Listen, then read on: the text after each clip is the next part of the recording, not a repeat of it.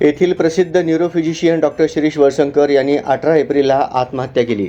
त्यावेळी त्यांच्या खिशातील सुसाईड नोटवरून रुग्णालयातील प्रशासकीय अधिकारी मनीषा मुसळे माने यांना अटक झाली। 2 महिन्यानंतर मनीषा यांना जामीन मिळाला। सध्या त्या जामिनावर आहेत।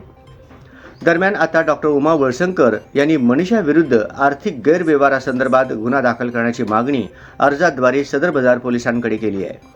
डॉक्टर शिरीष यांच्या आत्महत्या प्रकरणात मनीषा यांना 19 एप्रिलला पोलिसांनी अटक केली आणि त्यानंतर रुग्णालयाचे कामकाज सांभाळणाऱ्या डॉक्टर उमा वळसंकर यांनी 29 एप्रिल रोजी मनीषा मुसळे यांच्या घरच्या पत्त्यावर पत्र पाठविले।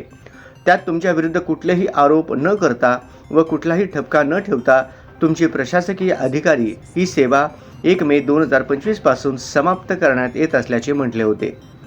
तत्पूर्वी 27 एप्रिल रोजी त्यांनी पोलिसांना दिलेल्या लेखी जबाबात मनीषा मुसळे हिचा हॉस्पिटलमधील कर्मचाऱ्यांना होणारा त्रास व आर्थिक गैरव्यवहाराबाबत डॉक्टर शिरीष यांना माहिती झाल्याने त्यांनी मनीषाचे प्रशासकीय अधिकार काढून घेऊन हॉस्पिटलचे व्यवस्थापन पाहण्यासाठी श्री नेवरेकर यांची व स्टोअर सामान खरेदीसाठी श्री वैद्य या दोघांची नियुक्ती केली होती असे म्हटले आहे। दरम्यान आता मनीषा यांना जामीन मिळाल्यावर काही दिवसांनी डॉक्टर उमा यांनी मनीषा विरुद्ध आर्थिक गैरव्यवहारासंबंधी गुन्हा दाखल करण्याचा अर्ज दिल्याने डॉक्टर शिरीष यांनी आत्महत्या नेमकी कोणत्या कारणाने केली असा प्रश्न उपस्थित होत आहे। आता त्या अर्जाच्या अनुषंगाने चौकशी करून गुन्हा दाखल होईल असे वरिष्ठ अधिकाऱ्यांनी सांगितले।